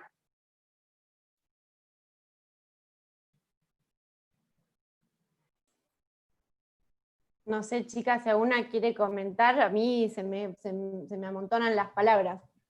Porque no es que, o sea, yo me pregunto esta palabra de que resuenen. En realidad, los sectores populares tienen un montón de necesidades y también tienen un montón de alternativas para proponer. Y por otro lado hay otras cuestiones, lo vinculado a lo técnico, ¿no? ¿Cuántos, hablábamos con compañeros, cuántos ingenieros y biotecnólogos, por ejemplo, los han convencido de que todos tienen que competir para llegar a empresas transnacionales a ocupar lugares en un trabajo formal que es cada vez más reducido y para menos personas, ¿no?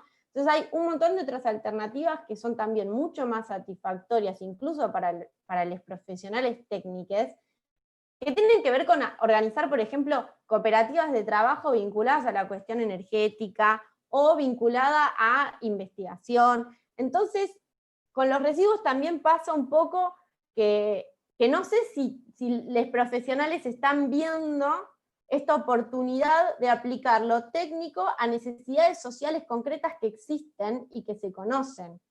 Eso quiero decir, como que también falta tejer ese puente para también proponer hacia el Estado, tanto desde sectores profesionalizados como desde sectores que no están profesionalizados, pero que tienen una necesidad y tienen la masa crítica de presionar al Estado. Se me ocurren un poco esas ideas, pero siempre con la idea de tejer puentes en lo técnico y lo político.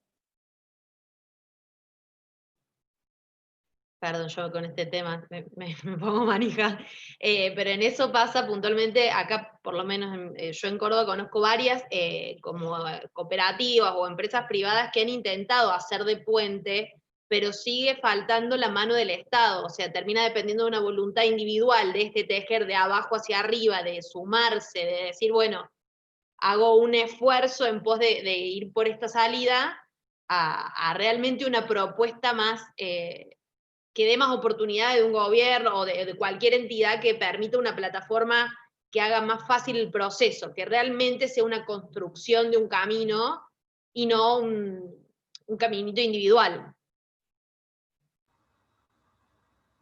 Sí, yo una cosita quería apuntar, digo, me parece importante recuperar lo que decía Flora, ¿no?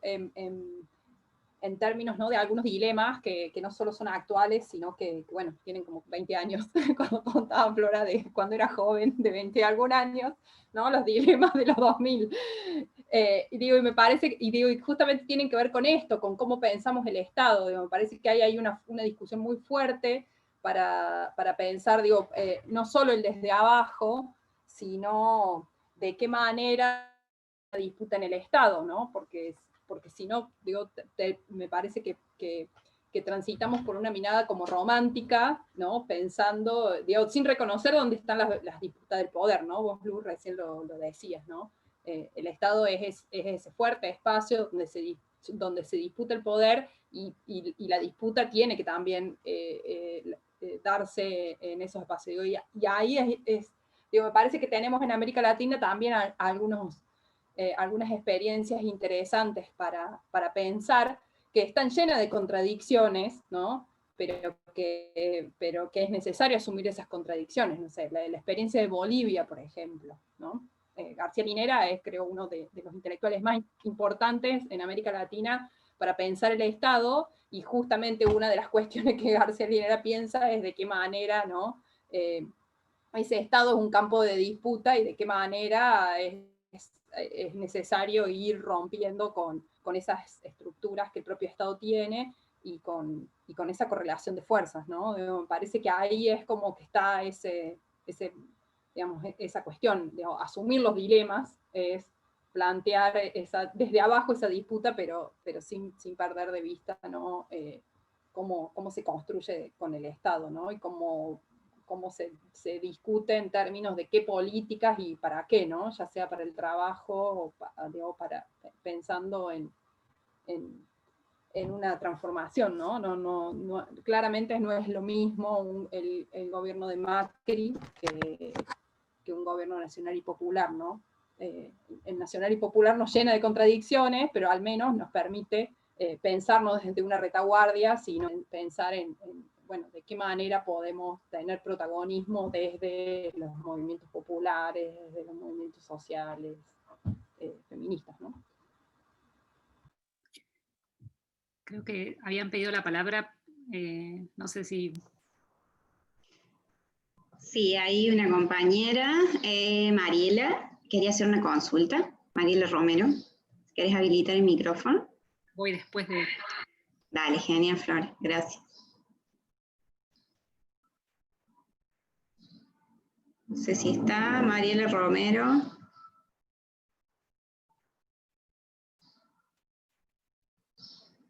Genial. Sí, en realidad le tenemos que dar nosotras la palabra, así que aguanten un segundito, problemas técnicos, aguanten 2 segundos. Mientras tanto, no sé, Flora, si vos querés ir haciendo el comentario y mientras resolvemos el tema de Mariela, perdón Mariela, pero ya te damos la palabra. Sí, pensaba en esto último que decía. Ahí está. Bueno, dale, Mariela. Bueno, hola, ¿cómo les va? Bueno, como les decía, soy de Mendoza. Perdón, Flora, tu palabra seguramente va a ser mucho más esclarecedora de lo que yo voy a consultar en realidad. Un poquito como, no sé, como situarnos. Al vivir en Mendoza, no sé si ustedes conocen el caso de la no modificación de la 7722, que lo vivimos a fines del año pasado, y bueno, justamente ustedes hablando de estos procesos que vienen de abajo hacia arriba, que a veces ni nos conocemos entre los que militamos ciertas causas, ¿no? Y cómo muchas plataformas que hoy en día, si algo positivo se podría llegar a decirse, ha traído la acumulación de capital, por ahí es algunas tecnologías digitales, si podríamos decirlo como positivo, ¿no?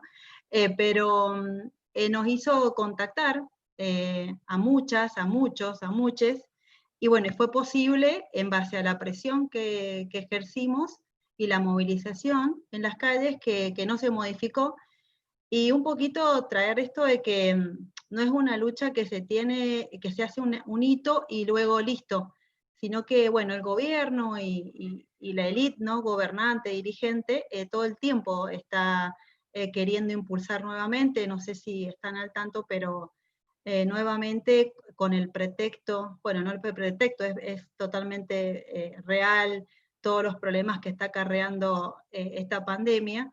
El tema del desempleo en Mendoza ha crecido como en ninguna otra provincia, y bueno, eso es como viene a ser un argumento para otra vez habilitar la minería extractivista. Ya no es una minería, si es que se puede hacer una minería desde una forma más sustentable, sostenible, ¿no?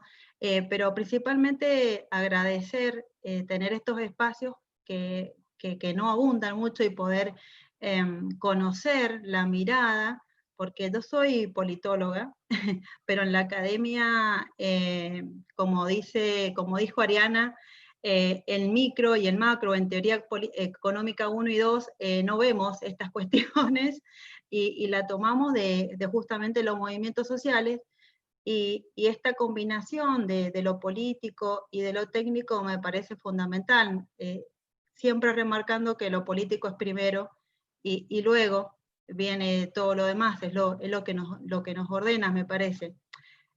Un poco contrariada, y como para preguntarle a ustedes, estoy como positiva y negativa a la vez, no sé qué les pasa en todo este contexto a ustedes, pero bastante contrariada, ahí las miro y las veo más o menos como asentiendo en lo que siento.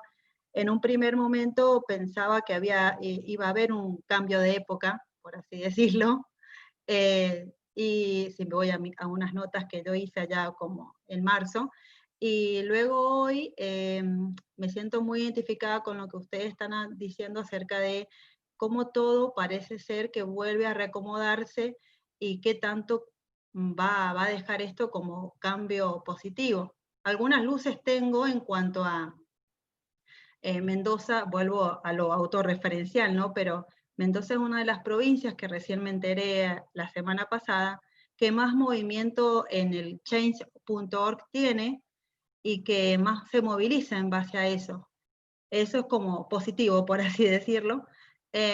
Y por otro lado, es que tiene que ser persistente. Y en eso es bastante duro la lucha, si tiene que ser persistente. A ver, desde el feminismo, yo aparte de feminista digo, también soy peronista, ¿no? Pero sabemos de luchas y todo, como movimientos sociales y políticos, pero es bastante agotador cuando el capital, todos los recursos se tienen desde otros lugares. Entonces la pregunta es, si hay alguna forma, o ustedes conocen algún compendio, por así decirlo, o un banco de experiencias, porque a veces nos pasa que, como decir, bueno, ¿y entonces qué modelo seguimos? Entonces, ¿de dónde nos agarramos? O no, pero si acá existe, como que se nos presenta, bueno, miren, si no tienen minería, esta va a ser la cantidad, el nivel de desempleo. Si no tienen un turismo para extranjeros nada más, porque eso es lo que tiene Mendoza, exportamos turismo, pero los mismos mendocinos no conocemos nuestros sitios turísticos. Bueno, eso, ¿dónde se podría, o qué espacios se pueden habitar como para que hayan estas propuestas, se conozcan, por así decirlo, o por lo menos yo no conozco mucho de eso, esas experiencias. Gracias.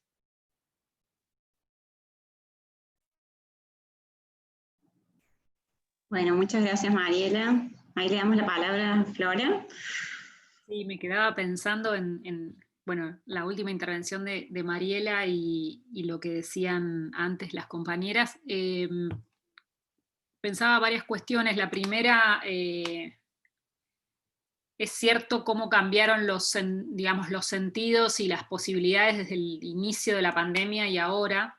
Creo que lo que pasó en Chubut es muy gráfico, lo que pasó en Chubut esta semana particularmente es muy gráfico de estas encerronas donde se instalan estos también falsos dilemas, ¿no? Quieren cobrar los salarios, quieren que haya plata en la provincia, vamos al modelo minero, ¿no? La política de Arcioni en Chubut creo que es como el ejemplo más extremo de estas encerronas donde, bueno, no se le hubiera ocurrido hacerlo en marzo, lo está haciendo ahora. Y esto para tener como un pulso más federal sobre la cuestión de lo que está sucediendo en este momento. Por otro lado, pensaba en esto de la cuestión de porque no es menor que este espacio de hoy de diálogo y de conversatorio haya sido organizado por economistas, que justamente lo que se plantean es revertir desde los lugares de enseñanza, universidades y demás, cómo se enseña la economía. Y al mismo tiempo lo que decía Ariana tiene que ver también con la transformación de de las propuestas curriculares que tienen nuestras universidades públicas. Argentina tiene por ejemplo, a diferencia de Chile, la conquista, digamos, de tener el derecho al acceso a la educación universitaria pública y gratuita, justamente por años de lucha en eso, y sin embargo los programas de estudio, la propuesta de las becas y la presencia de las grandes corporaciones en la educación pública es fenomenal. Lo vimos en los 90 cuando arriban las empresas que promovían el modelo del agronegocio para justamente subsidiar lo que estaba desfinanciado, por ejemplo los laboratorios, ¿no? Donde biólogos, biotecnólogos, biotecnólogas y diferentes áreas de la ingeniería comienzan a recibir esos financiamientos. Otro tema es el sector hidrocarburífero, digamos, donde hoy por hoy no solamente hay formas de educación profundamente positivistas, alejadas totalmente de los feminismos, de la mirada de la ecología, sino también profundamente neoliberales. Y eso está hoy en las carreras de ingeniería, las becas que se promueven, quiénes son los jóvenes premiados para por ejemplo, la exploración no convencional de hidrocarburos. Entonces, hay como un movimiento en varias bandas, ¿no? Uno tiene que ver con una apuesta por la transformación de la educación al interior de las universidades públicas, que estos son, digo, conquistas de derecho, haber logrado tener una universidad así o universidades en todo el país, pero al mismo tiempo, ¿cuáles son los programas y los canales que se promueven? Se promueven la formación de profesionales en ese sentido, ¿no? Podríamos recuperar esos debates que se dieron en los 90 cuando desembarcaban estos financiamientos y cuál fue la posición de algunos intelectuales frente a ellos y cuál fue la posición hegemónica que triunfó. Por otro lado, un comentario con respecto al Estado, coincido con Karina en pensar también cómo hacer la diferencia de qué pasa también cuando interviene el Estado y interviene de modo de obstaculizar las experiencias de economía social, solidaria, de economía popular, más que de viabilizarlas, ¿no? Interviene de tal manera que su intervención termina obstaculizando, generando mayores dificultades al desarrollo de eso. Entonces también pensar hacer esas diferencias también entre qué estados, en qué momento, y se me venía a la cabeza la experiencia interesante que se dio en Ecuador, con todas sus contradicciones, que fue los diálogos que se intentaron entre las miradas feministas de la economía y el buen vivir. Incluso recupero los textos de Magdalena León, que es una economista feminista ecuatoriana, y las contradicciones que evidenció el modelo ecuatoriano, ¿no? En primero una relación tensa con los feminismos populares, al mismo tiempo una apuesta en su constitución por el camino del buen vivir, y lo que generaron momentos o mojones históricos claves que para mí son los momentos donde más se evidencian esas contradicciones y también donde hay oportunidad de pensar las transformaciones, que fue el momento en que Correa decide tocar el Yasuní, que era ese histórico sector de reserva de biosfera y digamos, ¿y qué pasó con los movimientos anti-extractivistas, con los feminismos y demás, frente a esa decisión, ¿no? Y creo que esos mojones, esos momentos permiten pensar ventanas de oportunidad también para pensar transformaciones o retrocesos también. Y creo que en este momento, Mariela, para lo que nos preguntabas, creo que hay ventanas de oportunidad posibles. Yo creo que la discusión en Argentina sobre el impuesto, que no debería ser de una sola vez el aporte solidario de las grandes fortunas, sino una verdadera reformulación del sistema tributario en la Argentina, de quiénes pagan impuestos, esta estructura regresiva, que lo va a seguir siendo, la estructura regresiva va a seguir siendo, a pesar de que se vote o no el impuesto a las grandes fortunas, y también pensar en una discusión que en los feminismos también se dio, los feminismos que pensaban la economía solidaria, y es si la economía solidaria, social y popular va a seguir ocupando el patio trasero de la economía o va a ser una apuesta real, digamos, por constituirse en una alternativa dentro de la economía o de las economías extractivas. Y creo que acá hay toda un camino por andar, y yo creo que si no es este momento, el de la pandemia, el de plantearlo, ¿cuándo?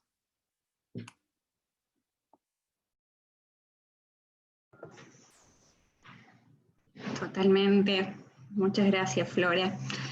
Bueno, hay dos compañeras más, sumaron dos preguntas. Si les parece, podemos leerlas ambas para ir cerrando este debate.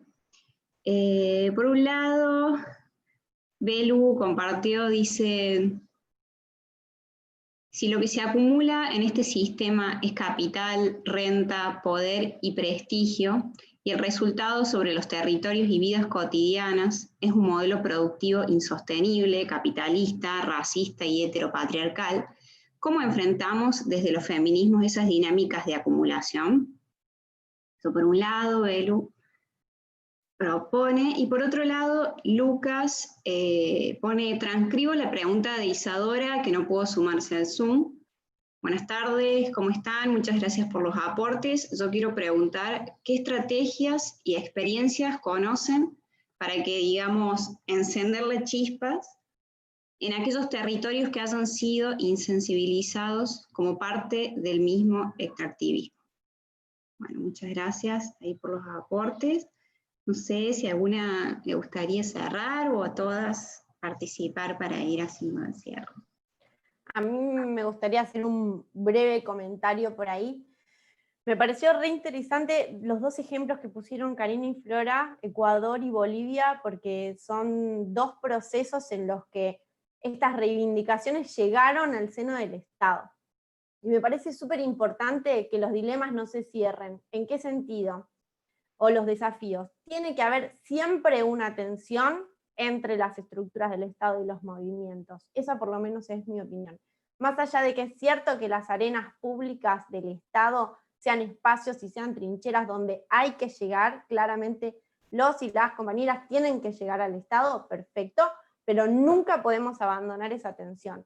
Y en ese sentido lo planteo un poco también viniendo a cuento del resto de los comentarios. Las feministas no podemos aceptar lógicas y racionalidades que vienen de antes, ¿sí? No podemos cambiar y transformar las sociedades de las estructuras que ya venimos arrastrando. Sí podemos ingresar a ellas, sí podemos hacer un gran esfuerzo, pero siempre tenemos que tener la espalda de movimientos que estén por fuera de esas lógicas, o que por lo menos intenten estar por fuera de esas lógicas. Bueno, un breve comentario y seguimos.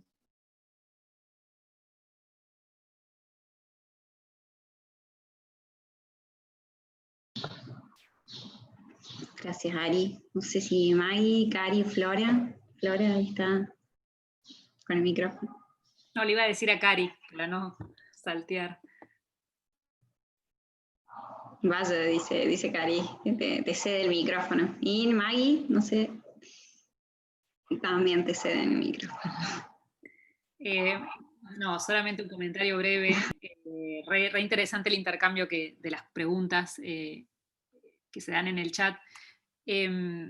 Voy a Belu, le voy a repreguntar algo que también me parece importante decirlo, sobre todo desde el lugar de incomodidad que construyen los feminismos, ¿no?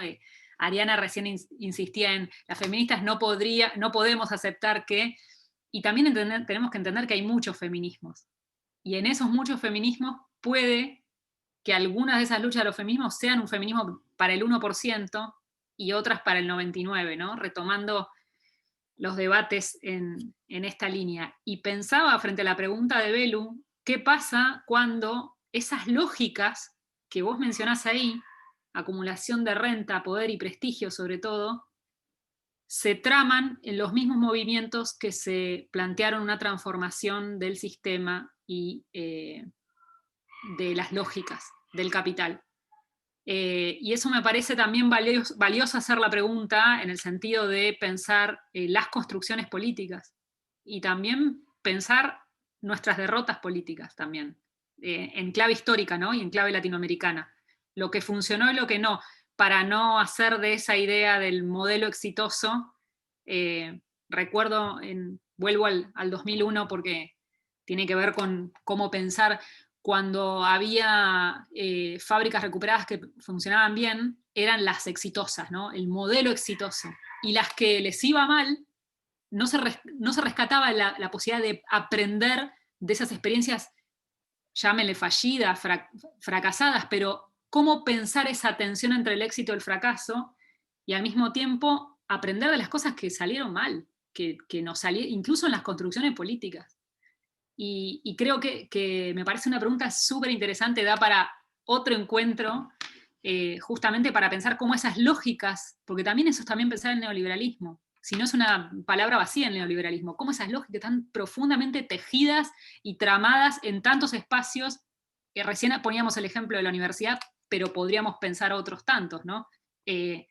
Así que me quedo con esa pregunta provocadora que nos hace Belu ahí en el chat, y bueno, gracias de nuevo por el espacio y la ronda y el intercambio. No, gracias a todas, compañeras. Ojalá que la próxima ronda sea en vivo, ¿no? Que puedan venir desde Rosario, de Buenos Aires, de Mendoza, de los espacios que estemos.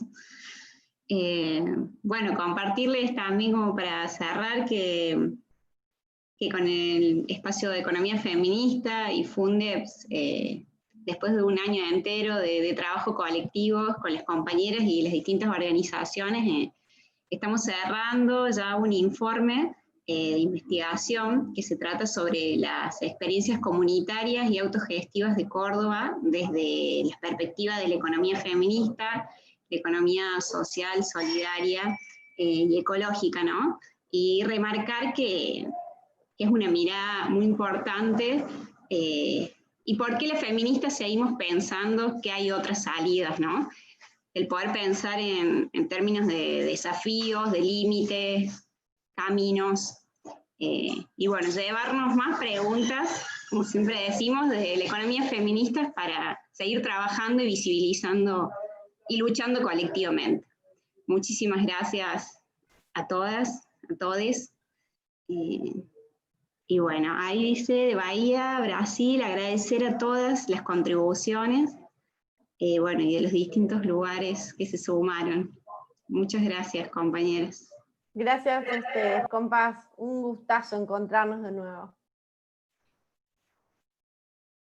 Gracias, compas, un abrazo fuerte. Gracias. Adiós. Gracias. Chau, chau.